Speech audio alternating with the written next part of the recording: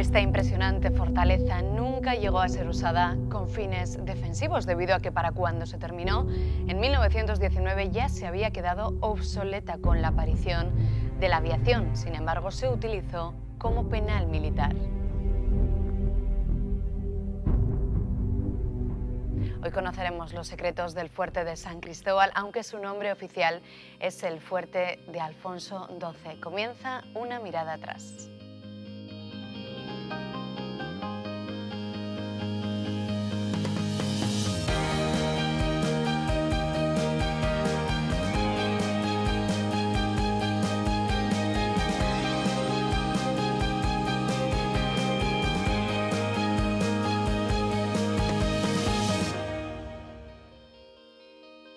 Una de las fugas carcelarias más grandes de la historia tuvo lugar precisamente allí, en el fuerte de San Cristóbal, en 1938, en plena guerra civil. Lo veremos en la segunda parte de nuestro programa que dedicaremos a este hecho, pero ahora quiero que hablemos del fuerte como edificio, de su arquitectura y también de su historia. Lo vamos a hacer precisamente con un arquitecto y con un historiador. Juan José Martinena, ¿qué tal? Bienvenido. Buenas tardes. Bueno, vamos a hablar de un edificio emblemático en Navarra. Por lo que como ingeniería o arquitectura militar, que la diferencia no está nunca muy bien definida, sin duda. Sus dimensiones lo hacen uno de los edificios mayores de Navarra y en lo militar sin ninguna duda. Y bueno, pues como ya se ha apuntado en la entrada, tuvo la particularidad, la peculiaridad de haber nacido casi muerto, pues porque en los más de 30 años que duró la construcción se produjeron muchas novedades en la forma de hacer la guerra. La primera, la localización de la aviación como instrumento de guerra, del bombardeo aéreo, que destruía pues todas las teorías de lo que hasta entonces se venía conociendo por inexpugnable. Pues vamos a hablar de todo lo que ha sucedido en ese fuerte de San Cristóbal, de todos esos episodios históricos, pero también del fuerte como arquitectura. Para ello nos acompañamos de un arquitecto, Javier Torrens. ¿Qué tal, Javier? ¿Qué tal, Silvia? Buenas tardes. Bienvenido. Bueno, decía Juan José, también uno de los mayores edificios de Navarra. Sí, es el mayor edificio civil de Navarra y uno de los fuertes más grandes, desde luego el más grande de España y uno de los más importantes de Europa. Es una arquitectura que además no se ve, es enorme, tiene 180.000 metros cuadrados construidos, en una parcela ocupada de 600 y pico mil metros cuadrados, que son 60 campos de fútbol. Lo que pasa es que desde la ciudad no se ve, porque está construido cortando la montaña, está construido semienterrado y después, aunque a pesar de que tiene 3 o 4 plantas, está rematado con bóvedas de hormigón muy potentes y después con varios metros de tierra. Entonces yo cuando venía ahora hacia aquí, hacia el estudio, pues estaba mirando al monte y realmente no se ve más que el frente sur, las casamatas del frente sur y poco más. Y la verdad es que la ciudad y la gente de la comarca pues piensa que ahí hay algo, un fuerte, pero si no lo ha visto dentro, no se imagina el tamaño tan descomunal que es aquello. Desde luego que no se adivinan esos 180.000 metros cuadrados. Desde luego que no. Vamos a ver cómo surgió este fuerte poco a poco. Vamos a ver cómo se inició en el siguiente reportaje de nuestra compañera Ainhoa Hernández.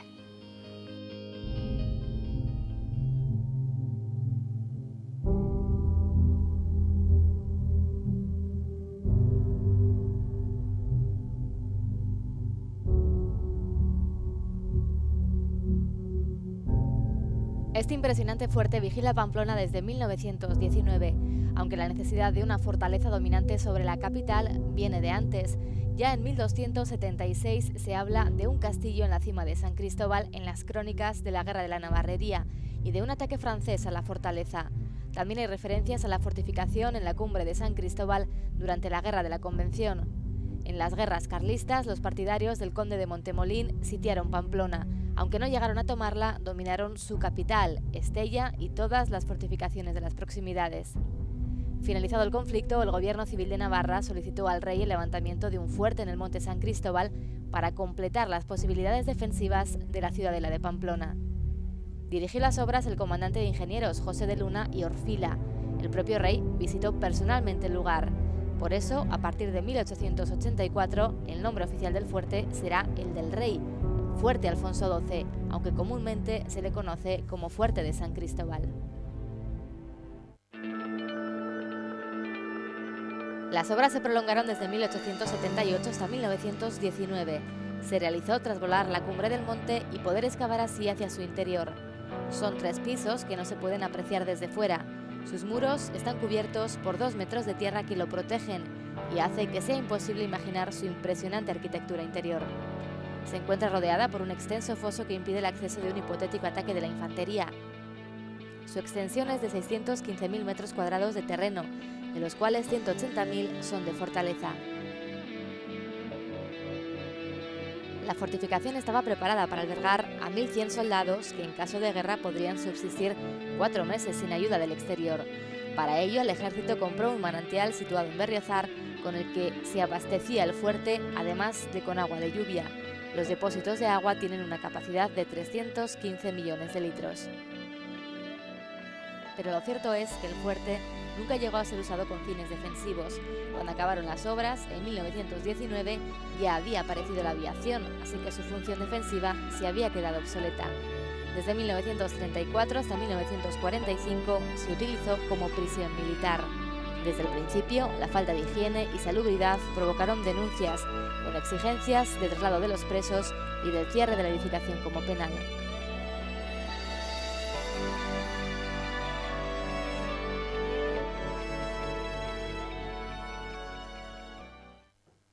El fuerte ha sido siempre propiedad del Ministerio de Defensa, exceptuando el periodo de la Segunda República, en el que fue traspasado al Ministerio de Justicia.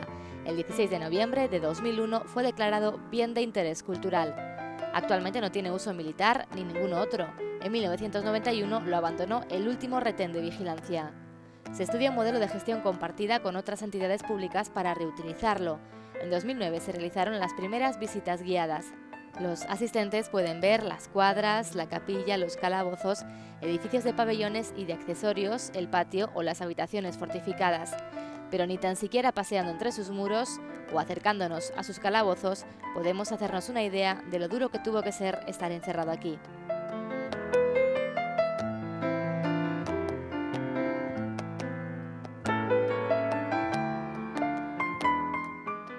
Juan José, decías al comenzar este programa un edificio que nace casi muerto porque queda obsoleto con los fines para los que son construidos y ya queda obsoleto antes de acabar de construirse. ¿Por qué surge este fuerte? ¿Qué necesidades había? Bien, Pamplona era plaza fuerte desde tiempo inmemorial, que podríamos decir, pero claro, unas fortificaciones que lógicamente, aunque habían sido adaptadas, incluso hasta mediados y finales del siglo XVIII se habían hecho mejoras, pues el arte de hacer la guerra de finales del XVIII a finales del XIX había avanzado notablemente. Entonces eso ya se pudo experimentar en el bloqueo carlista al que se ha aludido de 1874-75. Se vio claramente que tal donde habían emplazado las baterías en las laderas de San Cristóbal y Ezcaba las fuerzas leales a don Carlos, aquello indicaba que podían dominar perfectamente, o sea, diciéndolo vulgarmente, no hicieron más daño en la plaza porque no quisieron. O sea, ellos sabían que, aunque las autoridades eran liberales y la plaza, en principio, respecto a otros lugares de Navarra, tenía una componente liberal notable, sin embargo, la mayor parte de la población pues era de simpatías carlistas y entonces no querían, digamos, disparar a sus propios o hacer daño a sus propios paisanos, a su propia gente. Pero, no obstante, hay testimonios de que lanzaron disparos de artillería que llegaron hasta Cordovilla, es decir, rebasando ampliamente la ciudad. Entonces, si ya en 1823, con un bombardeo, cuando los 100.000 hijos de San Luis se había hecho daño importante en la plaza, con las nuevas baterías Krupp de 1870 se podía haber hecho un daño mucho más notable. No lo hicieron, pero sí que sacaron una experiencia. Al acabar la guerra, dijeron, bueno, esto podía haber sido muy distinta manera, haber habido mucho más daño. Es que en cualquier caso quedaba claro que el monte era, como dicen en términos militares, padrastro, es decir, que está en una altura dominante y que puede hacer daño, o sea, es un peligro siempre potencial. Entonces ahí dijeron, esto no nos vuelve a pasar. La ciudad debe estar preservada por un monte tomado militarmente, naturalmente por el Ejército Nacional, ¿no? Entonces lo que se hizo en 1878 es la primera vez que ya se consignan los presupuestos generales de la Nación una cantidad importante. Inmediatamente, en enero de aquel año, empezaron las obras. El doctor Arazuri tiene escrito en alguno de sus libros muchas cosas de cómo, detallitos cercanos, de historia próxima, de cómo tuvieron lugar aquellas obras. a lo largo de 30 años, pues fue un poco, supuso llevar el pan a muchas familias de jornaleros. Ahora estas cosas hay que trasladarse al panorama sociológico tan distinto a aquel tiempo socioeconómico. Entonces, para mucha gente aquello era el pan de cada día, es decir, había eso, no había nada. Claro, empezaban unas jornadas pues a las 6 de la mañana, eran jornadas de 12 horas, de 6 de la mañana a 6 de la tarde. ¿Cuántas personas podían trabajar? Pues las que en cada ocasión los militares señalaban, porque el Tajo no era el mismo en todo momento, pero normalmente había 3 brigadas. Claro, había que trasladarse allá, entonces no había autobús ni nada parecido. Tenían que salir de Pamplona en grupitos, se juntaban, dice Arazuri, en una venta que había por la Rochapea o en una tasca que había, una guardientería que decía entonces al final de la calle del Carmen, y ya sabían pues que había que salir de Pamplona a las 4:30 de la mañana, más o menos, para llegar al Tajo, porque claro, el Tajo fichabas al llegar, no cuando salías de donde pudieras vivir en el centro de Pamplona. Entonces, claro, aquella gente, pues el desayuno solía ser pues la copa de pacharra. O sea, ir calentitos, ¿no? Y luego tenían previsto, dentro de las 10 horas de las 12 horas de Tajo, quedaban reducidas a 10 porque tenían 1 hora para el almuerzo, un almuerzo contundente, solían llevar patatas con longaniza, solía ser, y luego la comida en que se llaman, pues como hemos visto a los que tenemos ciertos años, a los albañiles de aquel tiempo, pues con la tartera desde casa, con guisos, pues generalmente lo que entonces se comía, pues habas, alubias o garbanzos con buen pedazo de tocino, porque no había miedo al colesterol, ya lo quemaban de sobra, por muchas calorías que cogieran, las iban a quemar de sobra en el Tajo. ¿Problema que había? Pues que salía el día malo, ese día no se trabajaba, les pagaban una pequeña parte. Luego se cuenta también que cuando llegaban allá arriba, pues había que, si el que llegaba tarde al momento de pasar la lista, ya perdía un cuarto de día de haber. Había una copla que decían, el trabajar en el alto, decía el alto entonces, es una puñetería. Por llegar un poco tarde se pierde un cuarto de día, algo así, decía una copla que había en la musa popular, entonces pues tenía tiempo para estas cosas, pero no cabe duda que, como digo, durante 30 años pasados, pues fue el pan de mucha gente y de sus hijos, de mucha gente modesta, de la mucha entonces había en Pamplona. Y claro, en ese tiempo habían pasado cosas, la historia había cogido cierto acelerón y cuando nació, y luego tampoco sirvió, por lo menos de forma inmediata. Bueno, sí sirvió, pero claro, no desde el principio, al final. En el fondo el Ayuntamiento de Pamplona, desde 1878, la idea que tenía era construiremos eso y nos dejarán tirar las murallas. Pero claro, la construcción sí, como se demoró tanto, al terminar sí que se consiguió tirar las murallas, pero querían que hubiera sido como en San Sebastián, efecto inmediato, empezar en 1878 y que se hubieran tirado inmediatamente, cosa que evidentemente no ocurrió. ¿Estuvo clara desde el principio la localización en el monte? Sí, sí, por supuesto que sí. Está en la cima y la cima está, como digo, cortada como si fuera, pues eso, un flan, ¿no? Es muy curioso la construcción del fuerte porque el ingeniero militar era muy bueno. O sea, el ingeniero militar Luna y Orfila, que nació en Argel, además, es una cosa curiosa, era un ingeniero militar que ha dicho en el vídeo, han dicho que era comandante, en realidad era teniente coronel, que bueno, es un poco más, pero es muy curioso porque los planos que realizó, el proyecto, el anteproyecto que se aprobaron en 1884, pues era un proyecto muy ambicioso y muy bueno. Además se fue cambiando, se fue adaptando un poco a las exigencias militares de la artillería y era realmente un prodigio de proyecto de ingeniería militar. De tal manera que además él era muy concienzudo en todos los trabajos, incluso llevaba la administración del fuerte de una manera muy minuciosa, las labores que ha comentado Martinena, de cuánta gente tenía que trabajar, y hay unos aspectos curiosos que la gente no sabe y que son muy importantes para poder funcionar, para poder construir el monte. Por ejemplo, es el acopio de agua. Para unas obras de semejante calibre hacía falta 30 metros cúbicos de agua al día, que dices, bueno, pues ahora no es complicado conseguirlo, pero entonces en el monte no había agua y había que subirla desde un manantial de Berriozar a unos 400 metros más abajo. Entonces se compró una parcela, se construyó una casa, se compró una maquinaria hidráulica para subir el agua de ese manantial que tenía esa capacidad continuamente hasta el monte y se subía 10 horas al día. De tal manera que arriba había un depósito y ese depósito estaba siempre lleno.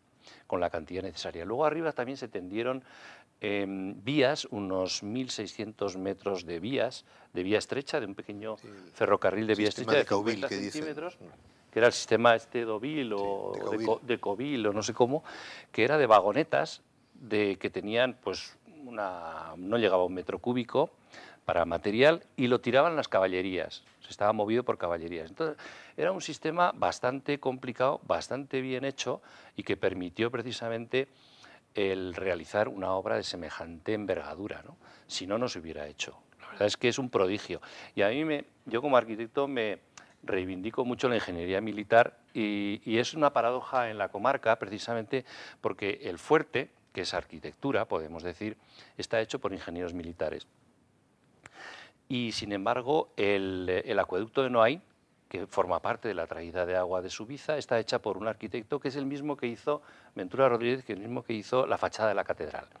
Entonces, la mezcla de ingeniería y arquitectura, que ahora está tan denostada y tan problemática, pues es algo que a mí me gusta mucho, ¿no? Que ingenieros construyen muy bien, arquitectos construyen acueductos, cosa que parece que debía ser más de ingenieros, y son obras muy bien hechas. Las obras del fuerte, además, son curiosas porque están hechas con piedra del mismo monte, con piedra de Ezcaba. En Ezcaba había unas canteras importantes, de las que se han hecho edificios en Pamplona muy importantes, y las murallas también. Edificios como la fachada de la catedral son de piedra de Ezcaba. El embaldosado, el adoquinado del casco viejo es de piedra de Ezcaba también, ¿no? El convento de las Carmelitas también.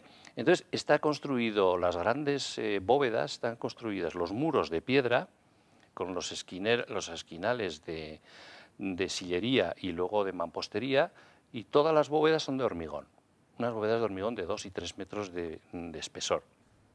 Entonces, es una construcción realmente eterna. Entonces, lo ves ahora, después de 90 y tantos años de que se construyó, y está viejo, está pues mal, las carpinterías, se ha estropeado muchas cosas, pero está impecable, vamos, está como el primer día casi. Juan José, prodigio de la arquitectura, decía Javier. ¿Compartes también tú esa afirmación? Sí, sin duda. Es de estas cosas que sorprende con los medios de la época, que evidentemente no eran los de ahora, cómo se pudo llevar a cabo. Claro, duró mucho en el tiempo, pero hay que ver también las dimensiones, lo que apuntaba Javier al principio. Entonces, es una obra titánica y, bueno, desde el principio se pensó, la forma de fortificar en ese momento, aunque tenía elementos en común con la tradicional, con lo que había habido hasta el siglo XVIII, ya lo que predominaba en ese momento, la idea predominante era soterrar. O sea, que la fortificación estuviera agazapada en la tierra de forma que no se pudiera, que no fuera perceptible, lo que decías al principio, que vas de la carretera a San Sebastián y ves únicamente la Caponera y un poquito más de las casamatas de arriba. Se trataba de eso. La técnica es casamatas, caponeras, galerías a prueba, siempre lo fundamental, a prueba de bomba, y eso, cámaras de tiro cubiertas.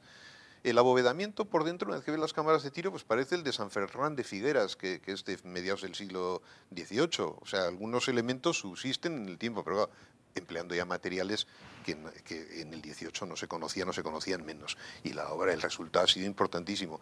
Claro, lo que, como apuntabas, la acción del hombre es lo que ha destruido estos últimos años, pero yo de cuando lo vi hace 20 y tantos años estaba perfectamente, yo una vez que entré, estaban todavía, me acuerdo perfectamente, la capilla, estaban los libros, los misales de culto, las casullas, todo ya con la puerta abierta. La siguiente vez que ya había volado todo. Dije, hombre, si me lo hubiera llevado yo, pues me hubiera estado preservado y lo hubiera entregado donde tenía que haberlo entregado, pero no se puso en ese sentido. Bueno, las medidas que se tomaron, nos contaba un día el general, que duraban 4 días, tapiaban y al día siguiente habían vuelto a tirar, a meterse, pues no sé, se ve muy bien con qué finalidad, pero vamos, que ha sido durante un tiempo, pues lugar de cita ya no sé de qué tipo de personas, porque claro, no cae precisamente a mano. Cuando pasaba eso mismo en Capitanía, pues iban gente a fumar lo que no debían, etcétera, pero estaba en el pleno centro de Pamplona, pero irse hasta allá, por la carretera de los Siete, que le llamaban, para subir allá sin especial, no sé, no se entendía muy bien.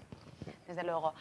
Javier, esa distribución, hablábamos de la capilla, ¿qué más se puede destacar dentro de ese fuerte? Bueno, ese fuerte es como una ciudad, tiene de todo.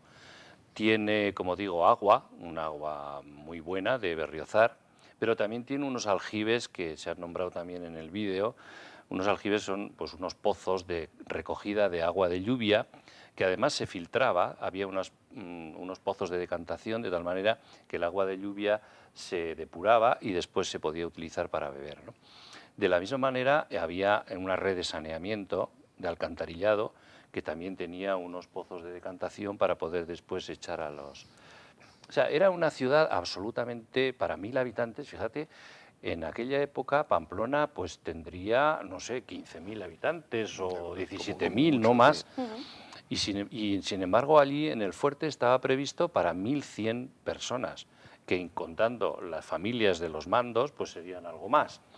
Entonces aquello era una verdadera ciudad, era la ciudad o el entorno de población más grande de toda la comarca de Pamplona, excepto Pamplona, ¿no? Y luego es cierto que la Primera Guerra Mundial, que empezó en el 14 y ya para el 16 se sabía que la aviación pues era la nueva arma decisiva en la batalla, pues hizo pensar a los que construían el fuerte que aquello, claro, aquello no valía, no funcionaba para la aviación. Y pararon la obra en el año 16.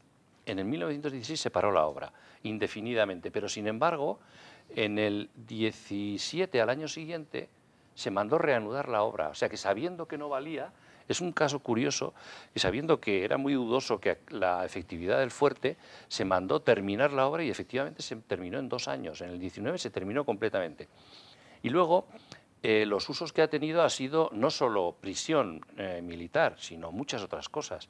Fue primero acuartelamiento durante 10 años, después fue prisión militar durante 5 años, prisión hasta la República, que hubo una amnistía, 2 años. Luego, con Franco, pues fue la fuga y la matanza esta del 38, que fue nada más que durante 5 años prisión provincial. Después fue sanatorio durante otros 5 años y allí era sanatorio militar para los tuberculosos de toda España que iban allí, y hay fotos que es muy curioso que se ve a todas las camas en las terrazas alineadas tomando el sol para curarse, que entonces pensaban que se curaban con el sol, cosa que no es verdad, ¿no? Pero bueno, y después fue durante 40 años, desde el 46 hasta el 86, fue depósito de municiones y había una guarnición y fue depósito de municiones de toda la comandancia del norte.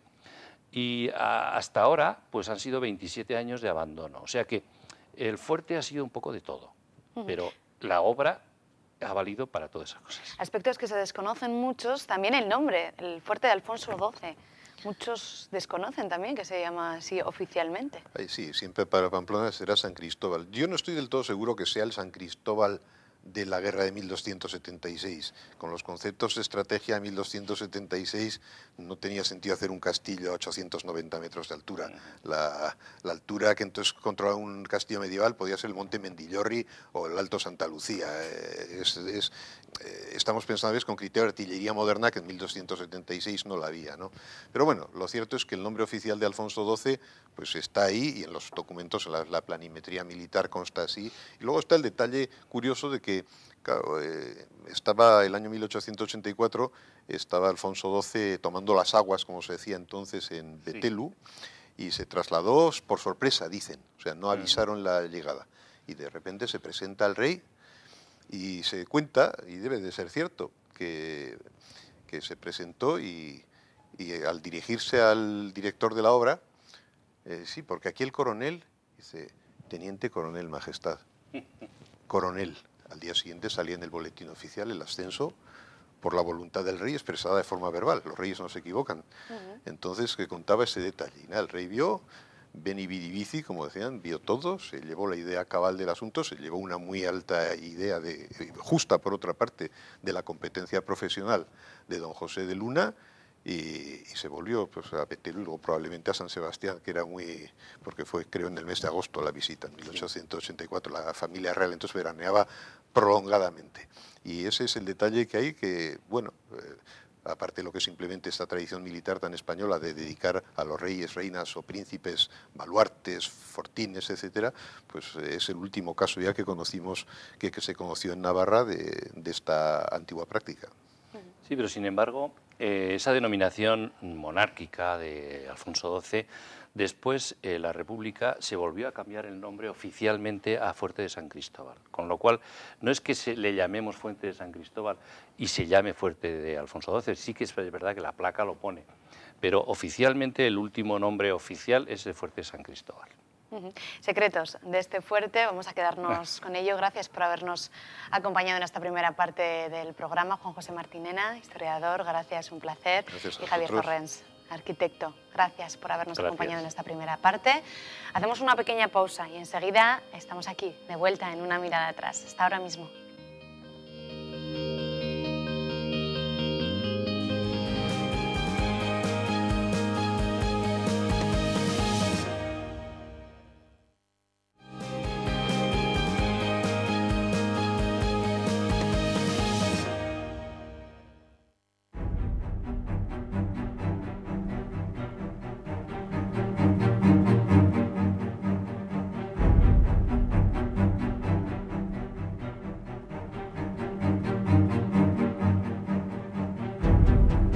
El 22 de mayo de 1938, 795 presos se fugaban del fuerte de San Cristóbal. 585 eran detenidos y solo 3 pasaron la frontera francesa. En la historia mundial de las evasiones es una de las más destacadas tanto por el número de fugados como por sus sangrientas consecuencias.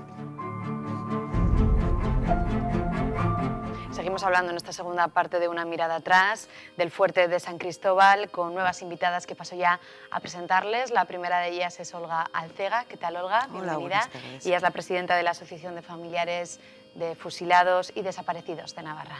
¿Qué tal, Olga? Muy bien, gracias. Muy bien, bienvenida. Y nuestra siguiente invitada es Edi Herrero, es de Chimparta, de otra asociación también que está aquí en Navarra y que va a hablarnos del fuerte de San Cristóbal. Bienvenida, Edi. Buenas tardes. Bueno, si os parece, Olga y Edi, vamos a empezar por un reportaje que ha preparado nuestra compañera Ainhoa Hernández sobre esa fuga del 38. 22 de mayo de 1938. Ese día tuvo lugar una de las mayores fugas a nivel incluso mundial, la fuga del fuerte de San Cristóbal, una gesta que protagonizaron los presos del fuerte y que acabó trágicamente.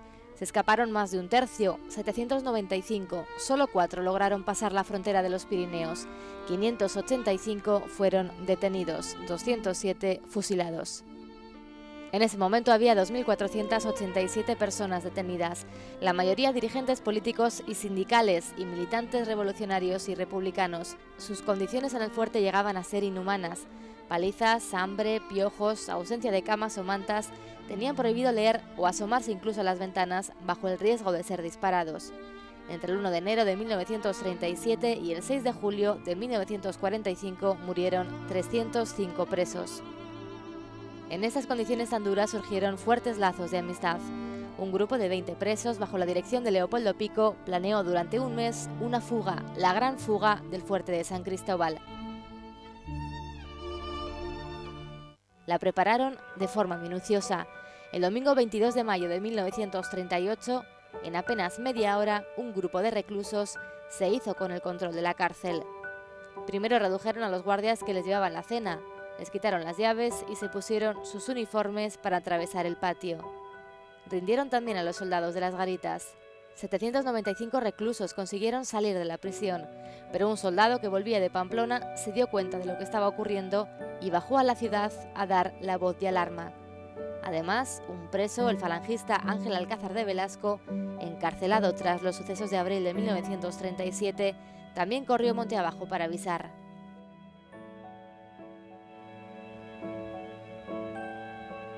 ...795 hombres, sin calzado, sin ropa ni comida, corrieron por el monte perdidos, intentando llegar a la frontera francesa, pero solo 3 lo consiguieron. Fueron capturados 585 presos y 207 muertos a tiros cuando trataban de escapar. 14 de los organizadores de la fuga fueron condenados a muerte y fusilados en público el 8 de septiembre de 1938. Quienes vivieron la fuga y las duras condiciones de vida en el fuerte nunca lo han olvidado. Así recordaban su estancia en la prisión varios de los presos supervivientes en el programa Navarra Directo de Canal 6 Navarra en el año 2004. Agapito, Félix, Santiago y Moisés se asomaban a la verja del fuerte con la mirada perdida y con los ojos húmedos por la emoción y los recuerdos. Aquí vivieron los peores capítulos de su vida y aunque han vuelto a Pamplona para ser homenajeados, los malos recuerdos siguen presentes.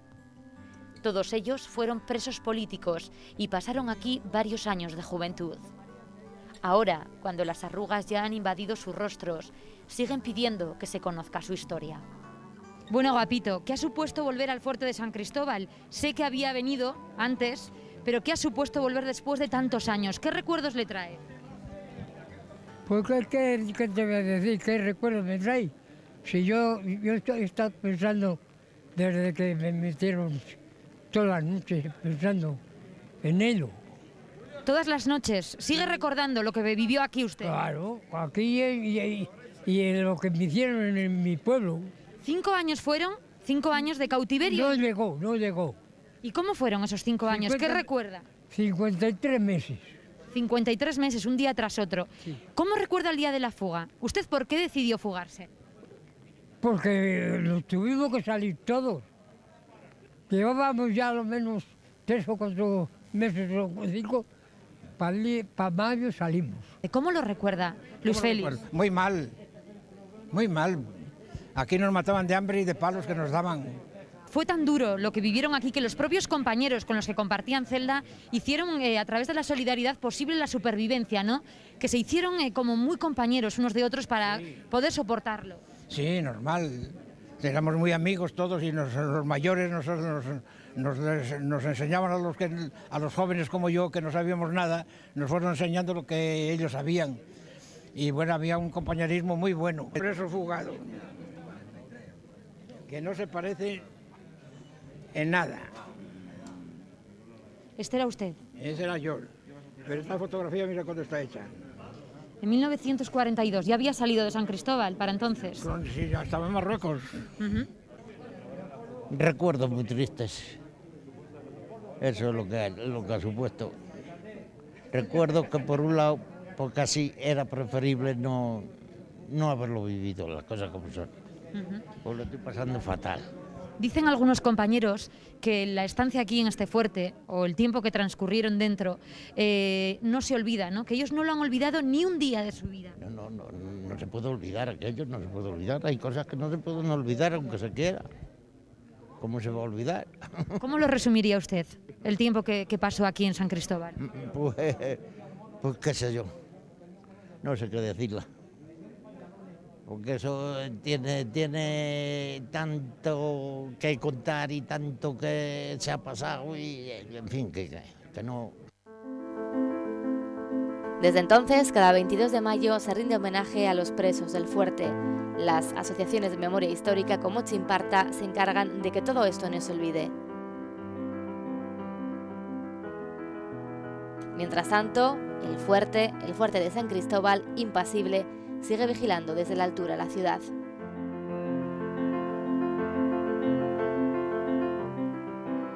Una de las fugas carcelarias más grandes de la historia que tuvo lugar aquí en Navarra, Olga. Y muy duras, porque las condiciones de vida eran terroríficas, según nos han contado. La gente que murió en esta época, hubo gente que no pasó por ninguna cárcel. Aquí en Navarra murieron 3.452 personas asesinadas directamente. A muchos de ellos, para luego ser asesinados como fueron, pasando por la cárcel, casi era mejor morir y no tener que sufrir. De hecho, muchos de ellos que estuvieron varios años y murieron por enfermedad, no hizo falta tirar de pistola. Los mataron, todavía era mayor crueldad, mayor tortura, dejarles morir porque dormían con unas grandes humedades, sin alimentos, sin ropa, sin una cama. Fue terrorífico el fuerte San Cristóbal, porque al que le cogían en su casa y le mataban en la esquina o en el pueblo más cercano, en la cuneta, pues es muy duro, evidentemente, es un asesinato, pero dejaba de sufrir en ese momento. Pero es que muchos presos, después de sufrir las condiciones en las que vivían, las torturas a las que eran sometidos, el destino era el mismo. Era salir, firmar la libertad, porque muchos de ellos firmaron la libertad. Y según salían, en la puerta les estaban esperando un grupo de requetés, un grupo de falangistas, y bueno, en las faldas del monte está lleno de fosas, y como mucho, en algunas ocasiones, los trasladaban unos kilómetros, y el fin era el mismo. Muy pocos sobrevivieron, los que acabamos de ver, pero muy poca gente. Fue muy duro. Y al día de hoy, pues, no se conoce toda la verdad, porque estos números que a veces damos, nos basamos en los datos oficiales que hay. Pero hay mucha gente que sabemos que ha estado en el fuerte y sus nombres no constan. O sea que no son reales esos números, son muchos más. Estaban hacinados, estaban amontonados. Lo único que les venía muy bien era el calor humano de uno con otro. Pero había mucha más gente de la que conocemos realmente. Y sobre todo, como habéis relatado en el documento gráfico que tenéis aquí, hay una parte que, bueno, son navarros los primeros meses, pero luego vienen de otras cárceles de todo el estado y sus familias desconocen que están en Pamplona. Unas sí, porque les dio tiempo a escribir, a contactar, pero al día de hoy muchas desconocen que su abuelo, su padre, está en esta zona, en las faldas de este monte, en el cementerio que hay de las 131 personas, en el cementerio de las Botellas, en los que intentaron huir a más kilómetros. No tienen constancia de dónde murió su familiar, sigue desaparecido para ellos. Y nosotros tampoco podemos indicar, porque no conocemos dónde están esas familias. De hecho, hay algunas que se ha podido contactar porque se ha ido sumando del cementerio de las Botellas. El cementerio de las Botellas se crea cuando durante 3 años sobre todo se va matando a tanta gente. Unas veces son fosas comunes en el campo, en las faldas del monte, y otras deciden llevarlos a cementerios de la Cendea, Berriozar, Artica, varios pueblos, y llegan pues que los cementerios para una población que cada uno ya tiene preparado y estima los muertos que puede tener, ¿no?, por muerte natural, llenan estos cementerios. Y parece ser que hay una queja unánime de que les están dejando sin espacio para enterrar a sus vecinos. Entonces ya dejan de enterrar ahí y crean el cementerio de las Botellas para aquellos que mueren pues por las torturas, no por un tiro, pero sí mueren torturados y asesinados de alguna manera. Están muy enfermos y entonces todos ellos tienen una botella entre las piernas que ahí está pues escritos, sus datos. No se han podido conservar todos, ojalá, porque hay muchas botellas que se han roto, otras botellas que los tapes no han aguantado, pero creo recordar, Edi, que son 12 las botellas que se han conservado con la documentación dentro. El número exacto no lo sé, pero por sí, ahí va, sí. Y ahí pues describe su edad, de dónde procedía, y la mayoría no son de Navarra. El desconocimiento, esa falta de información, ¿no?, con la que trabajáis asociaciones como las vuestras, de ahí la importancia también de estos testimonios que veíamos en el reportaje. Son vitales. Son vitales para conocer, sobre todo, hoy día ya no nos queda casi nadie, por no decir que nos queda 1 o 2. Sabemos que en esto Carratalasi... 1 o 2 personas que estuvieron en el fuerte. Supervivientes, o sea, de los presos que hubo, que estén vivas al día de hoy. Entonces, a través de ellos también, porque no lo mismo los datos que vamos recogiendo a través de las botellas o a través de fichas, que por la palabra de ellos. Entonces, ellos son los que a través de ellos es lo que hemos conseguido el hacinamiento que vivían, las condiciones en las que vivían, nombres, apellidos, poner un poco de cara a esos nombres y nombres a esas caras. Entonces, a través de ese reportaje que habéis echado, pues sí, se ve a la familia Galindo, se ve a Alonso, y ellos van contando poco a poco cómo vivíamos nosotros allí. Esto es lo que nos pasaba, esto es las condiciones de vida que teníamos. Esa es realmente la ficha técnica de todos ellos, su voz. En su caso, Eddie, su abuelo, fue uno de los presos que estuvo en el fuerte de San Cristóbal.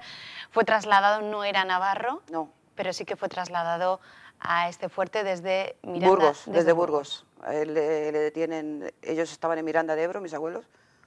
Estaban en Miranda de Ebro con sus 5 hijos y mi abuelo estaba en el sindicato, era del Frente Popular y del Socorro Rojo. Camino de Burgos les detienen junto a 3 más, que 2 le detienen a 4, a 3 de ellos los traen al fuerte San Cristóbal. Y entonces mi abuela es detenida, mi abuela estuvo 2 meses en el ayuntamiento de Miranda de Ebro, fue torturada, a punto de ser fusilada, se libró por gorda, aunque parezca mentira, acababa de dar a luz hacía muy poco y tenía todavía esa tripa. Y se la llevaron al paredón, se la llevaron a una tapia. Creemos que en Pancorbo, según me ha dicho Luis Egea, presidente de Memoria Histórica de Miranda de Ebro, se llevaban a la gente a la tapia del cementerio de Pancorbo. Mi abuela no recuerda el sitio exactamente, pero... Entonces ella, una vez que se libra, recoge a sus hijos, los lleva a Madrid, a los 5. Y ella viaja a Pamplona. Y ella va a Burgos directamente, que es donde sabe que está su marido, a esperar el juicio. Pero el juicio le trasladan aquí en noviembre en enero del 37 entra en el fuerte. Su abuelo entra en el fuerte en enero del 37 y su abuela se traslada entonces a Pamplona. Se viene para Pamplona con sus 2 hijos mayores. Y aquí está hasta el 42, que es cuando al abuelo le trasladan a Alcalá de Henares. Muy enfermo de tuberculosis. Evidentemente sale del fuerte de San Cristóbal con tuberculosis, que es como la mayoría. ¿Su abuela qué hizo aquí, en Pamplona? ¿Podía acceder al fuerte, subía no, al fuerte? acceder a verle físicamente no, pero subía día sí, día no. Es más, se perdió 2 veces por el Monte Ezcaba. Le pilló la nieve, le pilló la noche y 2 noches, por lo visto, 2 veces se perdió por allí. Pero ya que estuvo trabajando pues, en el tren de Irati, limpiando. Luego le salió una oportunidad para irse a Isaba a trabajar en el año 41, que ella se va, porque necesitaban el dinero como fuera. Y mientras tanto, pues de sus 2 hijos mayores, una de ellas, la mayor, la deja interna en el patronato de penas, por el patronato de penas, en las Josefinas. ¿Lograba ver a su abuelo después de esas andadurías por el Monte Ezcaba? ¿Conseguía ver a su abuelo, a su marido? Yo creo que si lo vio 1 o 2 veces a través de la rejilla de las visitas. No me acuerdo ahora mismo cómo se llama el sitio, pero o sea, tocarle lo que era el contacto físico no existía. No existió hasta que en el 42, cuando en el traslado, pide a la Guardia Civil que les lleven juntos, esposados. Es el primer contacto físico después de muchos años. Sin embargo, su hija sí. Mi tía, en el año, a través del capellán, consiguen que el patronato de penas vaya, o sea, que los hijos de los presos vayan a ver a los padres. No era el día de la Merced, pero la hija sí, mi abuela no. Olga, ¿cómo eran los relatos de estas personas que intentaban hacer llegar algo, traspasar esas fronteras del fuerte? Supongo que se quedarían en nada, ¿no? Pues muy duros. Es que hay mucho dolor en todo esto. Cuando les escuchas, aunque han pasado muchos años, pues te quedas admirada además de cómo han vivido, porque han vivido con ese dolor y se han sabido reponer, digamos, entre comillas. Pero es que es alucinante.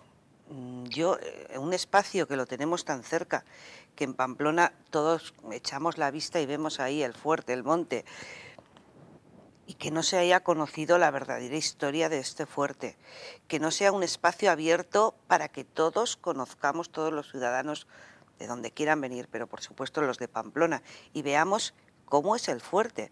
O sea, es que realmente tú lo ves en el exterior y dices, bueno, el fuerte, pero es que entras y es que es impresionante. Son 180.000 metros cuadrados con edificios de muchísimas alturas, con una iglesia, o sea, es como una población exageradamente bien. Es una ciudad y la gente desconoce. Esta es la pena, que podemos, nosotros conocemos testimonios, pero ¿la sociedad realmente conoce esto? Es que debe conocerla. Porque pienso que es bueno conocer y andar hacia adelante, pero también conocer un poco el pasado, ¿no? Y creo que es muy importante que se haga un trabajo de cara a que sobre todo la gente joven y la sociedad al completo conozca lo que hay ahí, que se hagan unas visitas, que se conozca, que se le dé un uso en algún momento, pero siempre y cuando se mantenga esos grafitis, esas cartas. Claro, allí no tenían papeles, evidentemente no les daban ahí un taco de folios. Entonces las paredes hablan y cuentan mucho, que no se deteriore más, que hagan algo y que, sobre todo, que quien entre, que escuche la verdad. No la que queramos contar unos y otros, sino la verdad que guardan todos esos muros. Es muy importante, porque se han hecho visitas guiadas, pero digamos que se ha pasado por alto y por encima, se ha hablado del uso defensivo que tenía y tal, que realmente no lo tuvo, porque llegó la aviación y no servía para nada esto. Entonces, que se cuente la verdad si se hacen unas visitas guiadas, porque de hecho cuando nosotros hemos logrado entrar pidiendo los permisos y los militares en este tema no han puesto normalmente ningún problema, pues conocemos, entramos, pero los que sabemos la verdad, que ya la conocemos, pero cuando se ha hecho otras visitas, digamos que se ha omitido esa parte real del fuerte, que es la parte que ha tenido uso, porque como defensivo no lo ha tenido. Y además hay un cementerio de las botellas, como hemos dicho antes, que hay que, yo creo que hay que adecentarlo, darle, que hay 131 personas, se han llevado 44, que se ha conseguido contactar con los familiares, porque como he dicho antes, tú tienes el listado de esas personas, pero ¿cómo llegas a buscar a un hijo o a un nieto? Si aquello que era un señor que venía de Madrid, por poner un ejemplo, o de Sevilla, o era soltero y no dejó descendencia, que también los hay. ¿Cómo llegas a esos familiares?